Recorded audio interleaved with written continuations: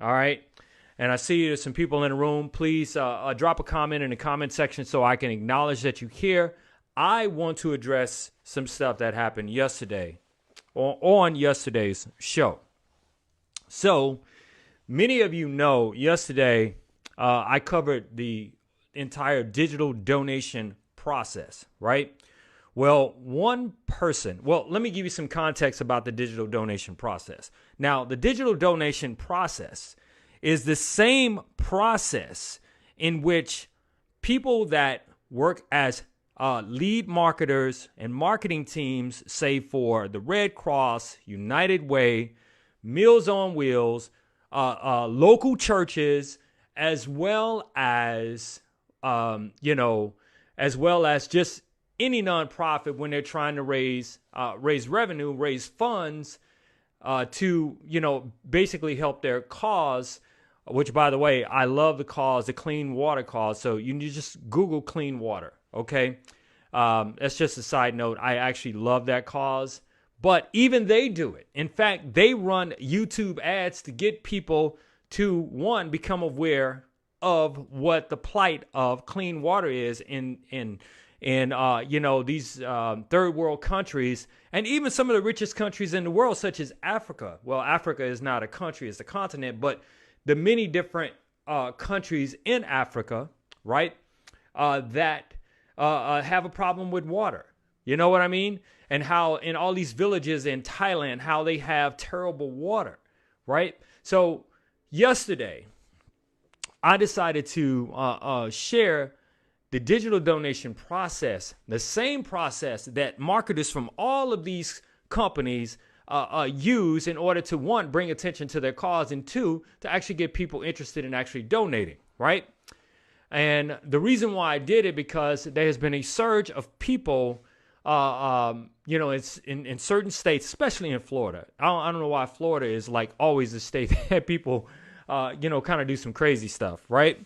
And no offense to any Floridians, if you're, from Florida, no offense to you. I'm just saying, this one pastor was arrested because he basically held services and he was encouraging people to hold hands, right? And I took that and the fact that there are so many people right now on multiple platforms live streaming their sermons and their services, but there is a disconnection with their marketing on how to get people, and not only churches, but also nonprofits. And I made that clear in my message yesterday. Well, anyway, here's the point. I shared the digital donation process, the same one I've taught in universities, right? And I basically had someone come on and basically told me that I was pretty much an asshole. I was an asshole. I was a fraudulent person for sharing information. Now, keep in mind, this is the information that's being taught in schools, right? And this is information that's used by top marketers for companies and nonprofits such as the United Way, Red Cross, etc. Think about it. You get a text from the Red Cross. You can donate via text, right? That's part of their marketing, right? They run commercials on YouTube so you can donate, right? So basically, the person told me that I ought to be ashamed of myself for promoting a way for local churches to swindle people out of money through a quote-unquote marketing ploy. Now, that's not what I was doing.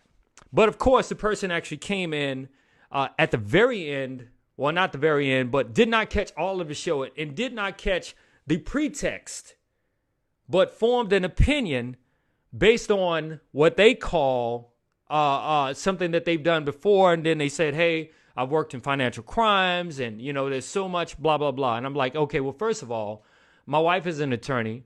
Her entire family are attorneys. So we're covered legally here. But not once did I say, hey, look, give to this organization, give to me, give to her. I never encouraged anyone to give. I was just sharing a business process, a marketing business process. That's all I was doing, right? So I guess they felt like they could threaten me and scare me. Like, that doesn't scare me.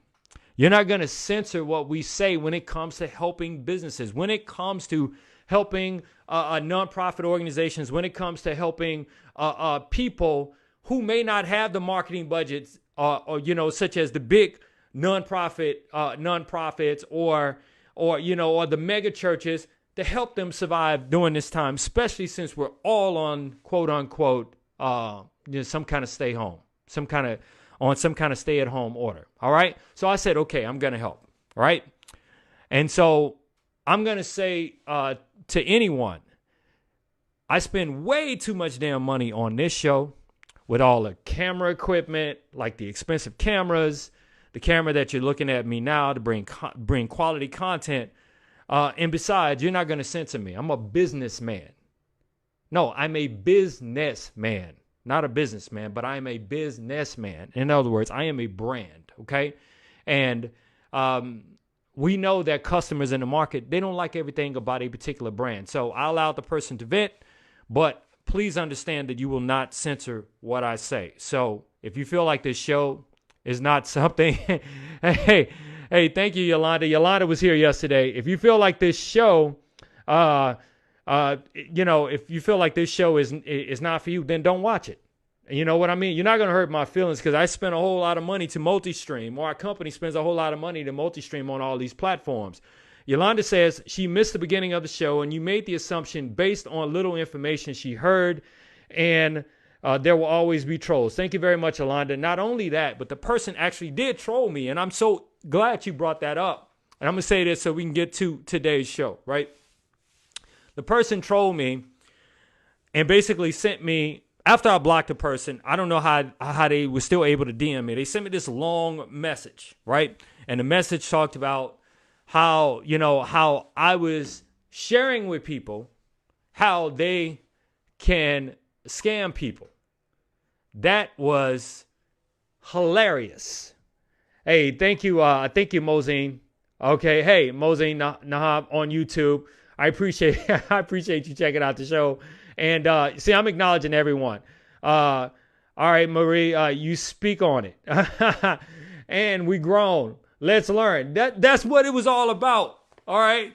That's what it was all about. If I am a business person, right, sharing with you, if I'm sharing with you what these major organizations are doing and how they do it and how they're able to leverage technology in order to further their cause and bring more awareness to their cause and actually get people to donate to their cause. And if you remember, and I know Yolanda remembers this, I said, when I said Target, she got offended by Target. But the thing about marketing is you have to target a specific customer. And I say that's all part of what they call targeting, target marketing. That's what it's called, right?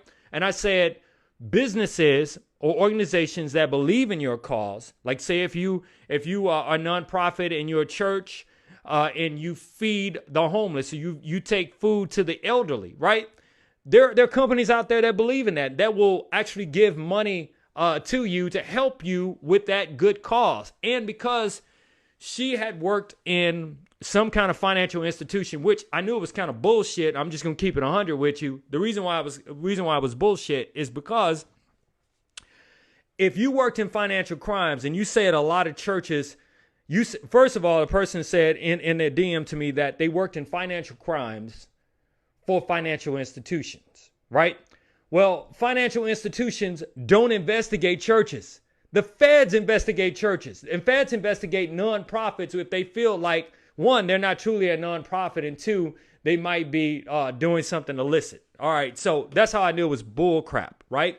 And the second thing is, I actually looked at the person's profile, and the person was actually going to divinity school, and I think the person may have been mad about something, but nonetheless, I'm not worried about it.